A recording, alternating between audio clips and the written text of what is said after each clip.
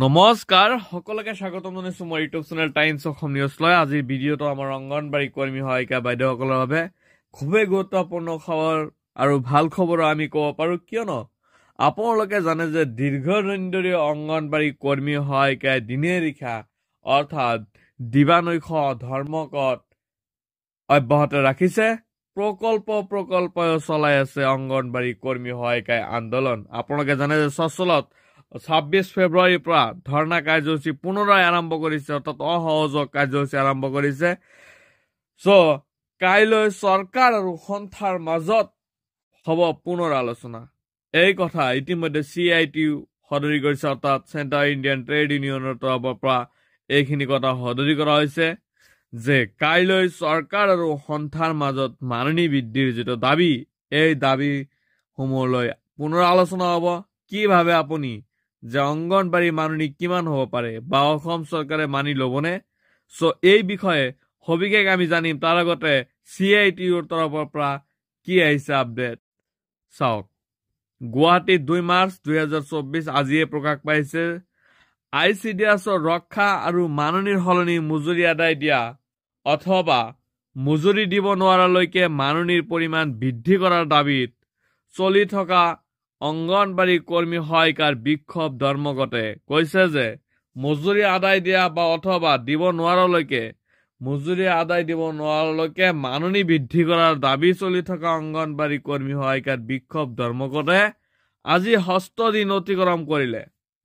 কৈছে যে CITUৰ তৰফৰ পৰা কৈছে যিহেতু আজি 6ষ্ঠ দিন অতিক্ৰম কৰিলে, অৰ্থাৎ পাৰ হ'ল। উল্লেখযোগ্য যে যোৱা 26 ফেব্ৰুৱাৰীৰ পৰা 17 সহস্ৰাধিক কৰ্মী সহায়িকা মহাবিক্ষোভ প্ৰদৰ্শন কৰাৰ পিছতো ইয়াক খুবেই দুখজনক কথা, কিয়নো প্ৰায় 17 সহস্ৰাধিক অংগনবাড়ী কৰ্মী সহায়িকাই যিটো মহাবিক্ষোভ প্ৰদৰ্শন কৰিছিল, আপোনালোকে জানে 26 তাৰিখত প্ৰায় 17,000 অংগনবাড়ী কৰ্মী সহায়িকাই মহাবিক্ষোভ প্ৰদৰ্শন কৰিছিল। তাৰ পিছতো চৰকাৰে কোনো ব্যৱস্থা গ্ৰহণ নকৰাত দিনে নিশাই বিক্ষোভ ধৰ্মঘট চলাই আছে অসম ৰাজ্য অংগনবাড়ী কৰ্মী সহায়িকা সন্থাৰ লগতে ৰাজ্যৰ প্ৰায় হাজাৰ অংগনবাড়ী কৰ্মী সহায়িকাই এনেকুৱাকে আন্দোলন চলাই আছে। যদি আপোনালোকে চাই দিনটোৰ প্ৰায় প্ৰতিটো দিনতে প্ৰায় 2-3 হাজাৰ 5 হাজাৰ 10 হাজাৰ বা 20 হাজাৰলৈকেও যিহেতু 26 তাৰিখে আন্দোলন কৰিছিল আৰু এনেকুৱাকে আন্দোলন কৰিয়ে আছে। এই আন্দোলনৰ প্ৰতি সংহতি জনাবলৈ যোৱাকালিয়ে উপস্থিত হয় CITU সৰ্বভাৰতীয় সভানেত্ৰী ডক্টৰ কে হেমলতা।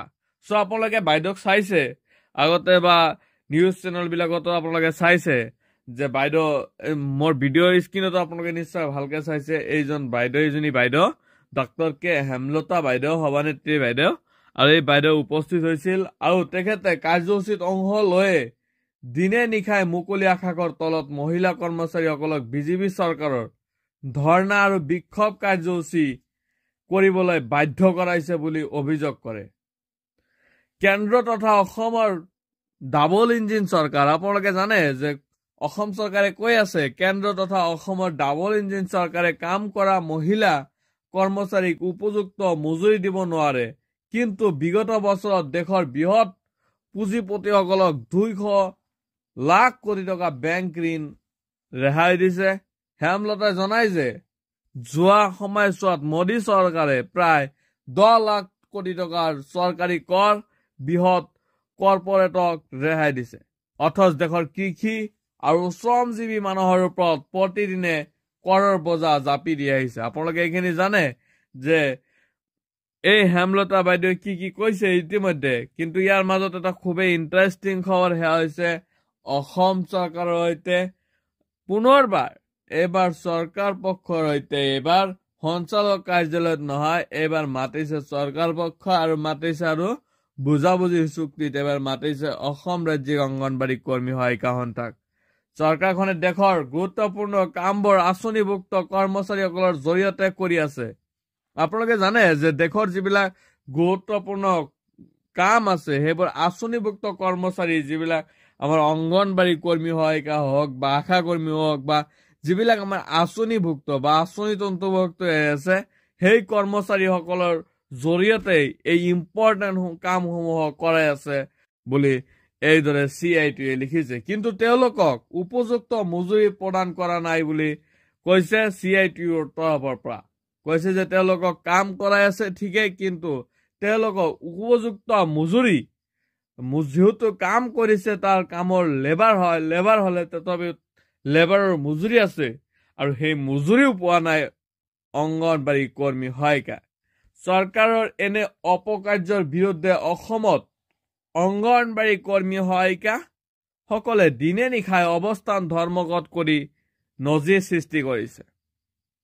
এইদৰে CITUৱে ব্যাখ্যা কৰিছে। হেমলতাই চৰকাৰে শ্ৰমিকৰ প্ৰতি কৰা এনে কাৰ্য বন্ধ কৰি তেওঁলোকৰ ন্যায়সংগত দাবীবোৰ শীঘ্ৰে মানি লৈ পৰিস্থিতি নিয়ন্ত্ৰণ কৰিবলৈ বিজেপি চৰকাৰক দাবী জনায়।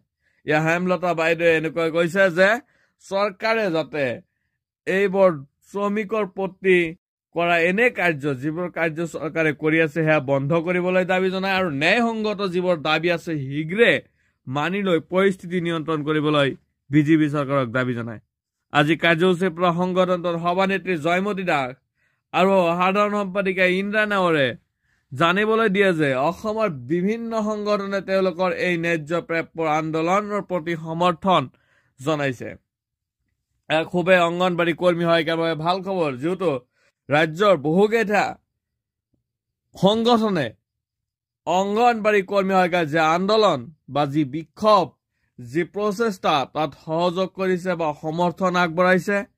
আৰু ইতিমধ্যে এই কাৰ্যসূচীৰ প্ৰতি সমৰ্থন জনাই অসম ৰাজ্যিক কৃষক সভাই অহা 3 মাৰ্চত ৰাজ্যজুৰি বিক্ষোভ প্ৰদৰ্শন কৰিব বুলি জনায়।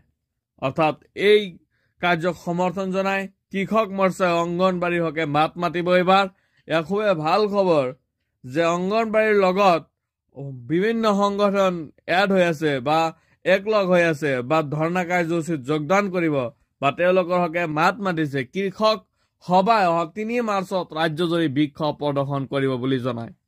নেতৃত্বই জনায় যে ইতিমধ্যে চৰকাৰে পুনৰ 3 মাৰ্চৰ সন্ধিয়া আলোচনালৈ আমন্ত্ৰণ জনাইছে। আৰু যিহেতু নেতৃত্ব দিয়ে ইয়া বুজাইছে ইন্দ্ৰাণীৰ বাইদেউ বা অসম ৰাজ্যিক অংগনবাড়ী কৰ্মী সহায়িকাৰ সম্পাদিকা বা সম্পাদক সভানেত্ৰী, সেই বাইদেউসকললৈ বুজাইছে। আৰু অৱশ্য আলোচনা ফলপ্ৰসূ নহলে আন্দোলনৰ ধাৰাবাহিকতা অব্যাহত থাকিব বুলি এই কথা স্পষ্ট কৰে সংগঠনটোৱে। আৰু কৈছে যদিহে এই আন্দোলন ফলপ্ৰসূ নহয় তেনে ক্ষেত্ৰত ধাৰাবাহিক আন্দোলন অব্যাহত থাকিব, এই কথা স্পষ্ট কৰে সংগঠনটোৰ নেতৃত্বই।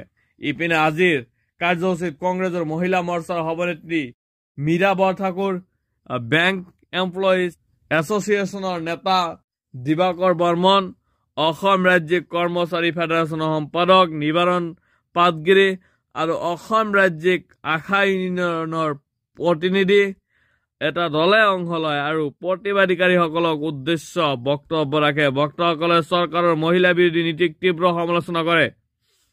আৰু উল্লেখযোগ্য যে আজি CITUৰ ৰাজ্যিক কমিটি অংগনবাড়ী কৰ্মী সহায়িকাৰ আন্দোলনৰ বিষয়টো গুৰুত্ব সহকাৰে আলোচনা কৰে আৰু অহা 6 মাৰ্চত ৰাজ্যজুৰি সংহতি দিৱস পালন কৰিব বাবে অসম শ্ৰমিক কৰ্মচাৰীলৈ আহ্বান জনায়। আৰু এই 6 মাৰ্চত ৰাজ্যজুৰি সংহতি দিৱস পালন কৰাৰ বাবে অসমৰ শ্ৰমিক কৰ্মচাৰীলৈ আহ্বান জনায়।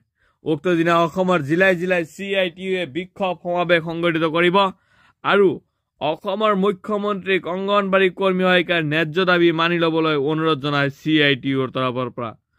আজিৰ ভিডিঅ'ত দিবলগীয়া এইখিনি গুৰুত্বপূৰ্ণ আপডেট আছিল। আৰু কাইলৈ আপডেটসমূহ পাবলৈ আপোনালোকে চেনেলটো ছাবস্ক্ৰাইব কৰি ল'ব। চেনেল ছাবস্ক্ৰাইব কৰিলে আপোনালোকে নতুন নতুন খবৰ পাই থাকিব।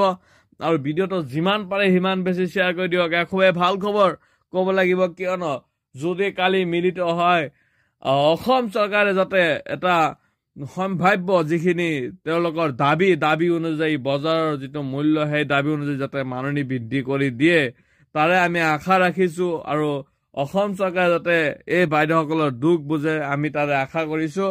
আৰু আজি ভিডিঅ' ইমানেই আছিল। Thank you. জয় অসম।